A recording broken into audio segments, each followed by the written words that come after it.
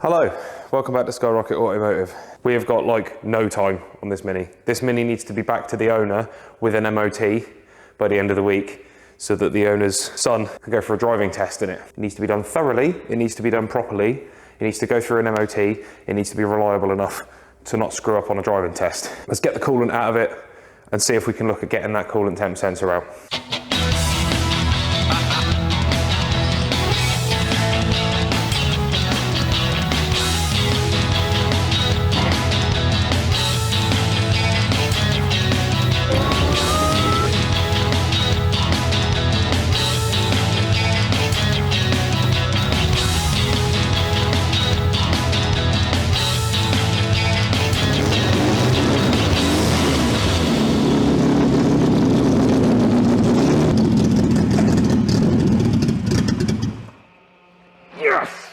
Okay, my favourite thing in the world, second only to cleaning up brake fluid, is draining coolant. Love it.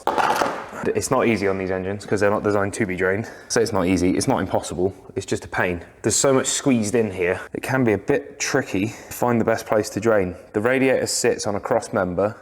Is it a cross member if it runs front to back? Answers in the comments. And basically every time. This cooling system's disgusting. Let's just get it cleaned out. Sorry if I don't seem particularly chipper this morning. I got a head full of wasps. Hopefully that'll dissipate. We need to try and get it up in the air as much as we can because I've got to get my fat belly under there. Cliff notes for what needs doing. It's got a leaking exhaust flexi. It's been on the driveway every time it gets driven out. That's going to be fun. Hopefully I can find one. I'm going to try and go for a slip fit if I can. We need that sorted. We need the mixture sorted. General check for corrosion, and apparently it's got a corroded brake line. Although the owner did mention that when the car failed on its emissions, all of a sudden the MOT inspector was all panicky about every other issue that the vehicle might have. So it could just be that the MOT inspector was in a shit mood. That's why I use the MOT inspectors I use, because they're just professional. Yeah, don't like that one bit. Cool, so I'm off under there. Where's the bottom radiator hose?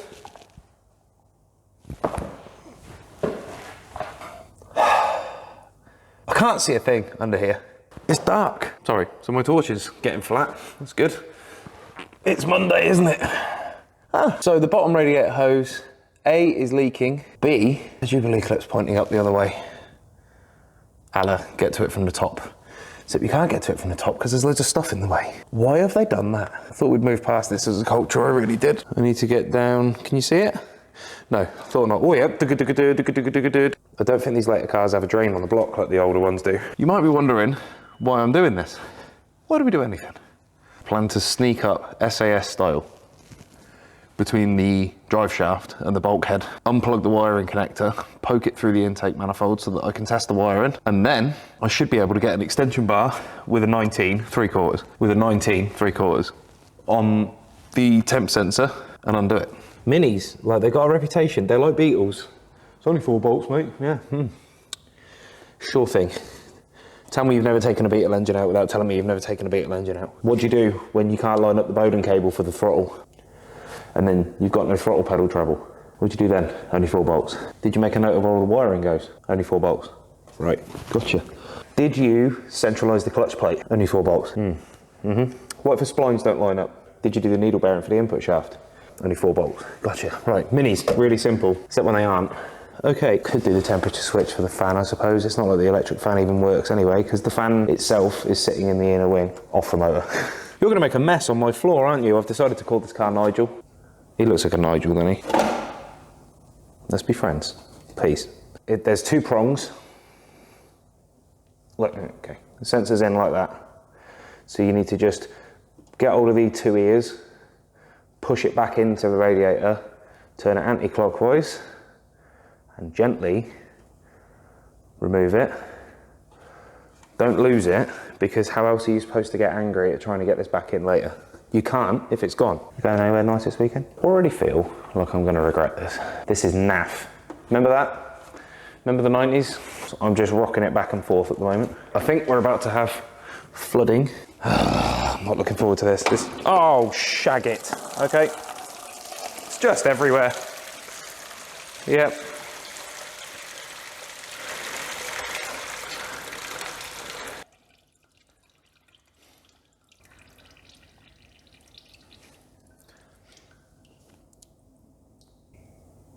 can't help but feel that that wasn't wholly necessary. That looks all right. It doesn't smell very good, but it looks all right. Do we still have the O-ring in the radiator? We do, brilliant. So the seal is still in the rad. Pretty snazzy the way it went all over the bumper and made twice as much mess as it needed to. That's cool, it's a nice touch. See, that's the thing. When when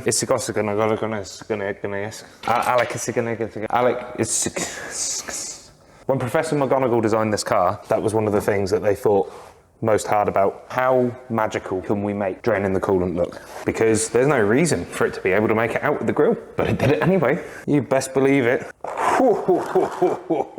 Do not drink the Kool-Aid. That's bad. All right, we've made progress today. Made a massive mess. I've got greasy, horrible hands. It's a feeling that sets my brain off, and I don't know why. When I get greasy hands, I start getting really aggressive, which is good. Because now I'm just about to do the difficult part of the job. So something else I forgot to bring with me was my creeper. There's got to be some cardboard or something I can lay on. I'm not laying in that. Ooh, that's on my hands, man. That's really starting. I'm getting agitated. Did you enjoy the new intro? Let me know in the comments. That's the coolant we're dealing with. I was trying to give you guys a better shot and I nearly splashed myself with it. Right. Listen here. You're going to cooperate and we're going to be friends. Okay? That's all I'm going to say. We need to get on. We haven't got time for this. Okay? It's nice that you've come to visit, but to quote the Germans, have the best phrase in the world for it, I am feeling visited enough. All right? Let's team up. Oh, that's what you get for dicking around. Sleeve. Sleeve is short for sleeving. Okay. That was a bad one. I felt that cut into flesh. That's good. Nigel, I gotta just go for it. I'm already hanging up. It's already just a little further. That's sore. I can literally, it's that far down behind the intake manifold. I can feel it. I just can't do anything with it once I've got my hand on it. While I'm doing this, let's take a moment to talk about the elephant in the room. Another one. I was watching back some footage a minute ago and I noticed a patch of lily white. I got the Bill Burr mentality about it. I'll just shave my head. But everybody's adamant that I'm not thinning. I'm inclined to believe them. I can't help but notice I'm seeing more and more of the shape of my head the longer my hair gets, which is something to think about. I've never had to remove a sensor connector side saddle before. It's unbecoming of a mechanic to remove a sensor any other way. Ow! What was that noise? Oh, it was the securing bolts. Where did they go? When I grow up, I want to be one of the harvesters of the sea. What a nightmare. Can I get on that tab and just push it enough?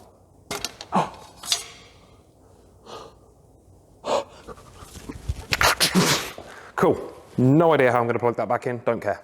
Connector's off. Oh, thank Christ. Right, now we need a 3/4 and a load of extension bars. Okay, let me show you what I'm trying to do.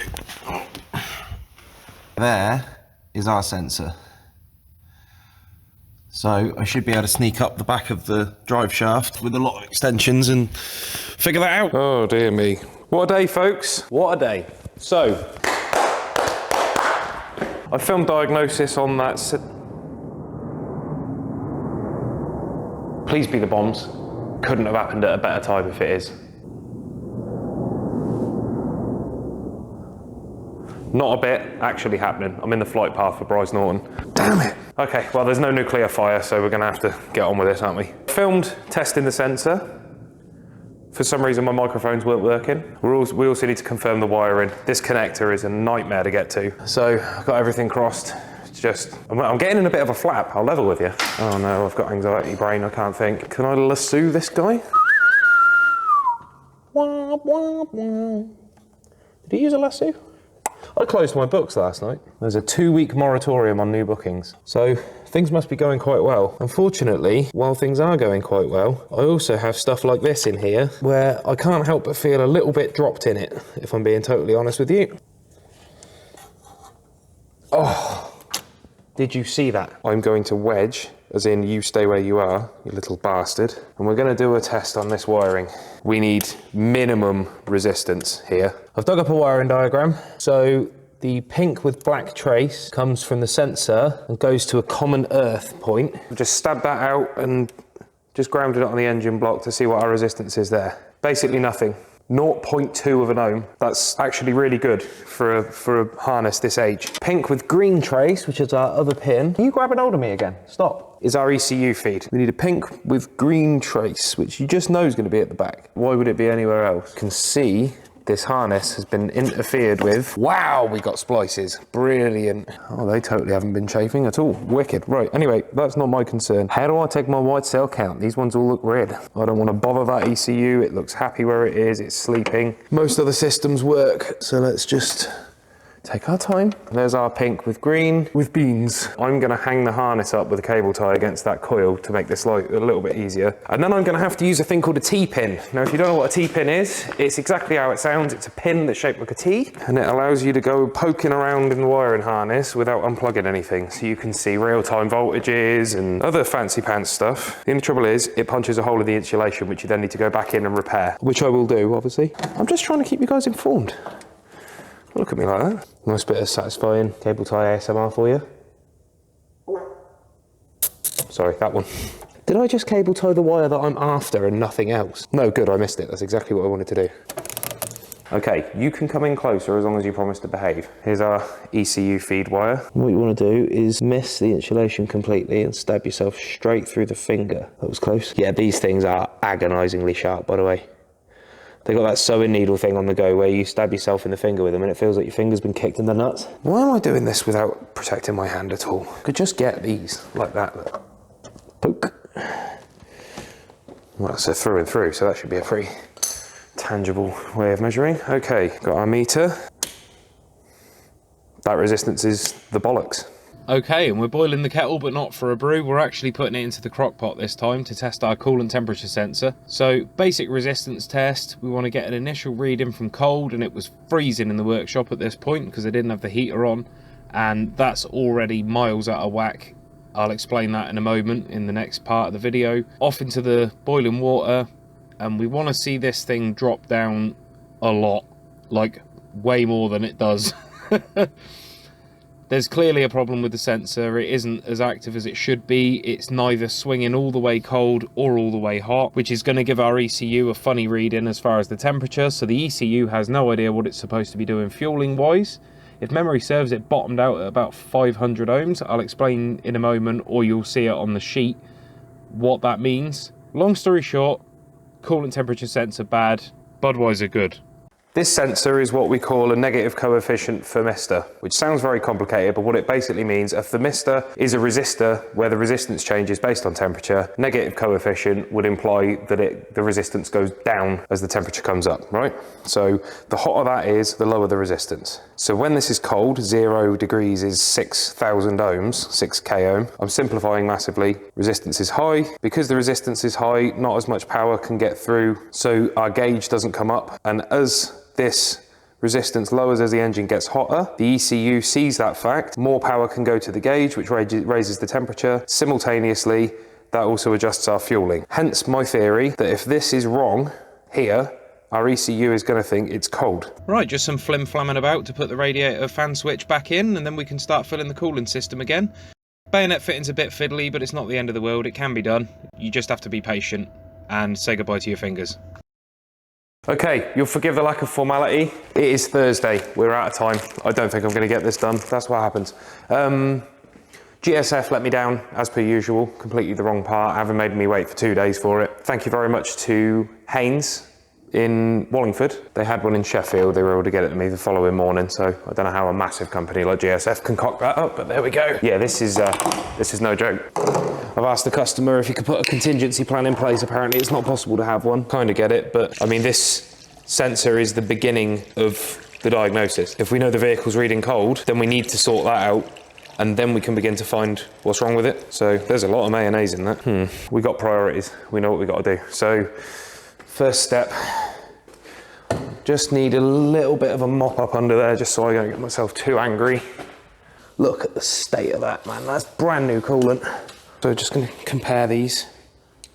Okay, they're the same thread pitch. Okay, I think we're okay. Right, I'm going to pop a little bit of thread sealant on this, not not thread locker. The last thing I want is this thing leaking. I also don't want to have to reef on it and over tighten it. So I'm going to get set up first. I need to find a sweet spot. There we go, that's lovely like that, look. Okay, so that will go in that way. Just need to ball up a little blue roll to help our sensor sit higher up, then we can establish the threads a little bit more easily. Okay, ready to rock. Stop, calm down. Stress, man, I'm telling you, it'll kill you. You need to not follow by my example, is all I'm saying.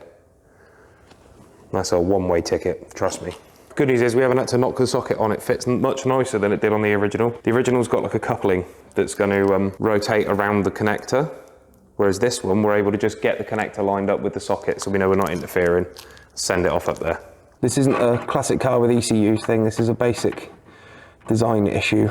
Yeah, I feel like that's as in as that needs to be. I think if we push our luck any further, we're going to be taking that manifold out and fixing that thread, put it that way. Because that thread wasn't happy when I took the other sensor out, just feel it.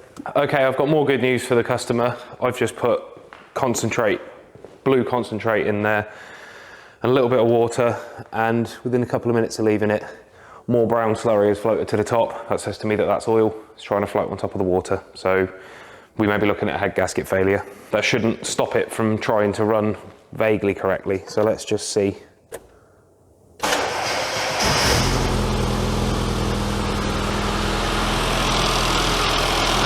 Right, check our idle speed quickly. So we're looking at about 1200 RPM at this stage. Just need to let her eat. Don't worry about that, it's just idling. It's not in gear, just drag on the gearbox.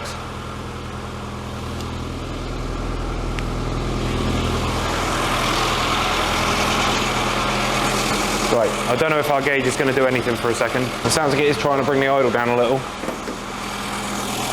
So what's our idle saying now? Yeah, 1150-ish, 1100-ish, 1090. Coming down. I think our gauge is moving. It's come up off the stop, which is more than it did yesterday. Yesterday it had to get fully hot before it came up at all. Still sitting at 1060. Yeah, this thermostat arrangement is truly appalling design, always has been. The gauge is definitely moving up off cold. Nowhere near as quickly as I'd like it to, but some cars just take a while to warm up. Also, if they've done a thermostat delete, which they might have done, because that's not nearly hot enough to have opened yet, the fact that the cooling fan's running constantly means it is going to take a long time to heat up, which won't help either. This is utterly devastating. I think we just need to let it fully circulate, purge as much air as we can out of it, just cross everything. And amazing, by the way, as the gearbox has warmed up, as the engine oil and gearbox oil simultaneous in this have warmed up, there's less drag in the gearbox, so the wheels aren't spinning anymore. We're steamy in here because I've made some progress. It's very pristine, isn't it? Right, let's see what we're saying. Nigel, how are you feeling? This wasn't wibble wobbling before, so that says a slower idle to me. We've got 910, 900. It's coming down. Oh my God, fingers crossed. Gonna give him a minute. Let's go around and have a quick look, see at the gauge. What's our gauge saying? Yes! Normal operating range. Oh, I definitely just clipped the mic, I don't care. Right, what did I do? The coolant line to the underside of the intake manifold, i.e. where the sensor is, wasn't warming up. I squeezed it, it felt a bit crispy. Use an airline, coolant is lethally poisonous. I blew on the bottom line and it went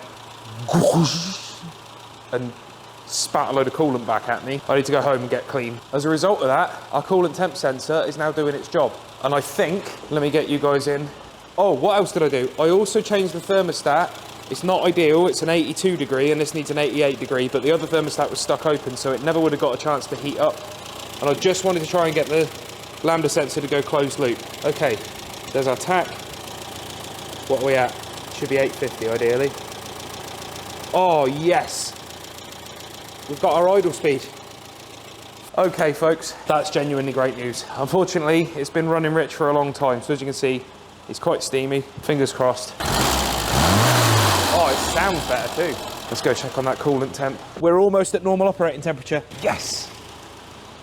Okay, buddy. Let's shut it down. This is all getting a bit much. With today being as much of a disaster as it's been, I'm happy at that. Unfortunately, we didn't quite make it in time for the MOT. I think you guys will agree I was being somewhat sensible about that. I was under a lot of pressure with it, and it'd just be mental to rush this.